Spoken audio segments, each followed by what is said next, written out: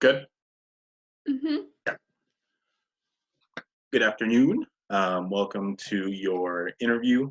Um, my name is Michelangelo Luce. I will be asking you many questions for this position for HR at Lithium Motors. Um, you ready? Yeah, whenever you are. Okay. So first off, we'll start off with um, tell me a little bit about yourself. So, my name is Grace Cox. I'm currently a senior at Southern Oregon University. I'll be graduating in June and getting my degree in business administration with a concentration in accounting. Along with that, I'm getting two certificates. One is in business information systems, and the other is in management of human resources.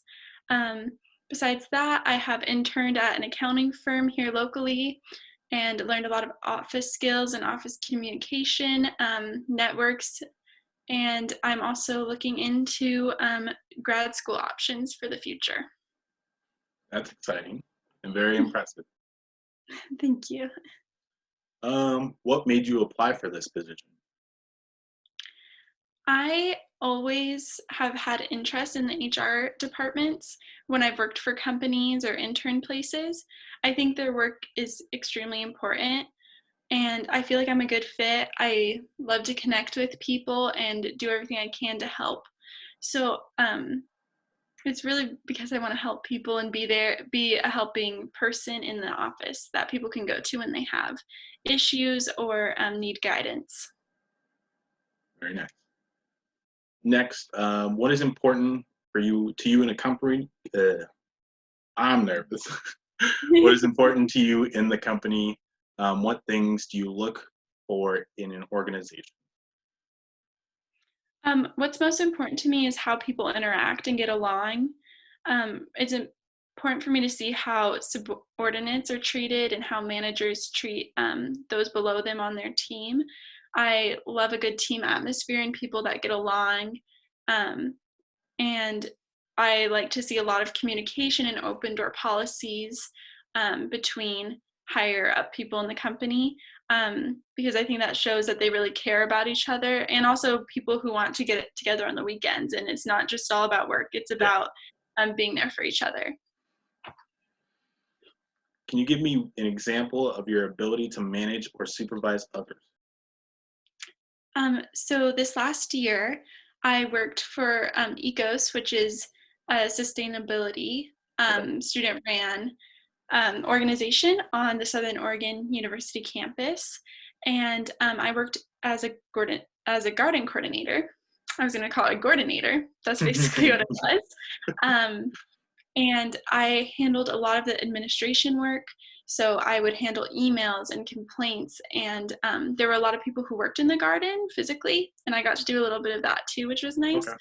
But a lot of my job was organizing meetings, leading those meetings, and also scheduling people's time and handling complaints. So in that position, I was a leader, and I was able to manage people as well as schedules and things that need to get done. Nice. What was the last major problem that you were confronted with? What action did you take on Right now, it's a little last major problem. I would say right now a major problem for everyone is quarantining it? and the virus. So that's a major problem, and it's a much bigger problem for other people than it is for me. But how I really have dealt with it is by doing the best I can personally do and having grace. I know that's my name, but for Yeah. other people who can't make the same decisions I can to self quarantine and prioritize that.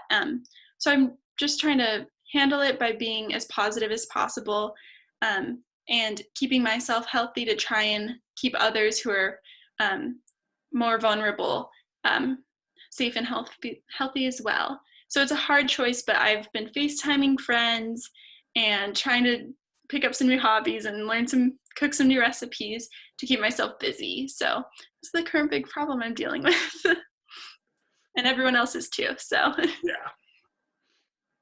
How do you get people who do not want to work together to establish a common approach to a problem? That one can be difficult for sure. I think one thing you have to realize is you can't make people do things, but you can create an environment that makes people want to help and want to work together. I think what's helpful is establishing a common goal. Like, what do we all want out of this? Okay, we all want to make this project work. We all want to finish this, right? So I think it's helpful to get together and also collaborate. So make sure everyone feels like their ideas are heard, and then as a group, determining what the best approach is for the entire group. I also think delegating different work to certain individuals helps in those situations too. So it's not like you always have to be the person with the person you don't like, but you're all working together to come to a common goal or conclusion. Okay. If you do not have much time and they hold seriously different views, what would you be? What would be your approach? In the same type of situation, Yes. they don't hold the same views. I would try and do some of the similar things, probably one meeting, maybe not multiple in that case, if we don't have a lot of time, and being like, in this meeting, we have to agree upon something.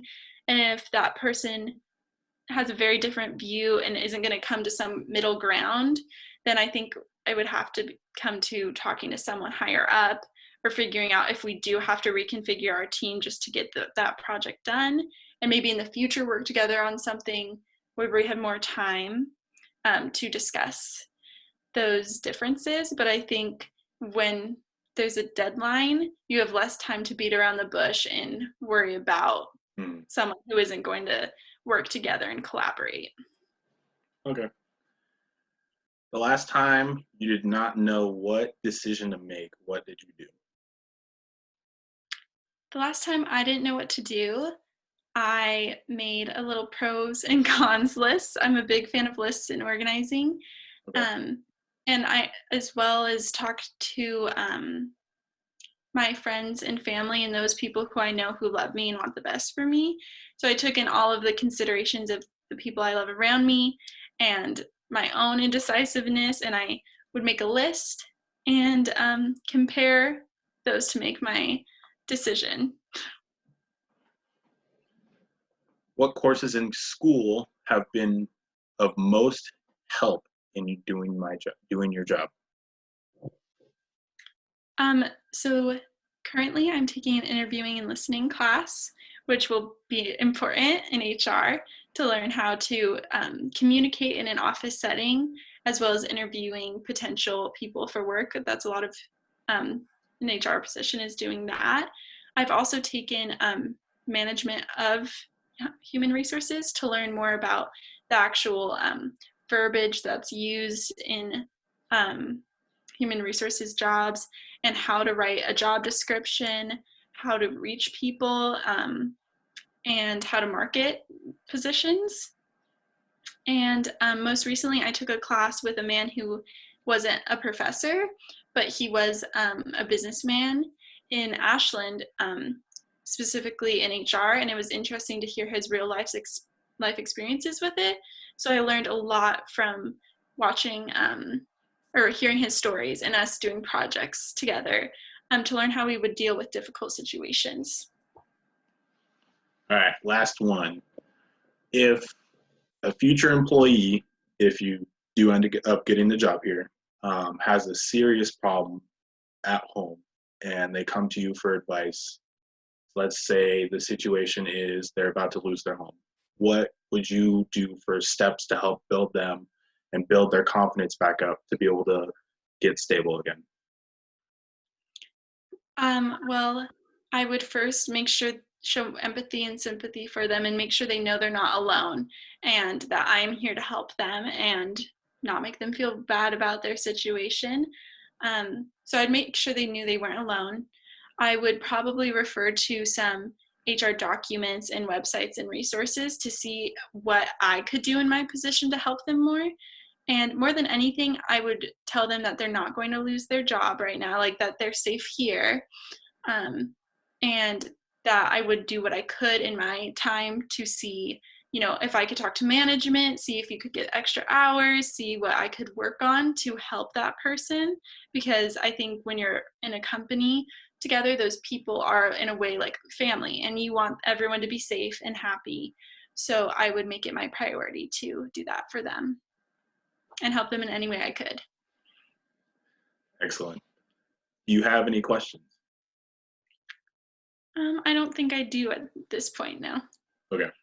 Next steps will be that we'll probably have you come in and meet some of the employees, see how they do their job and how the process works. And then we'll probably give you a call. All right. We'll Thank let you you so know. much. Of course. Thank you for coming in.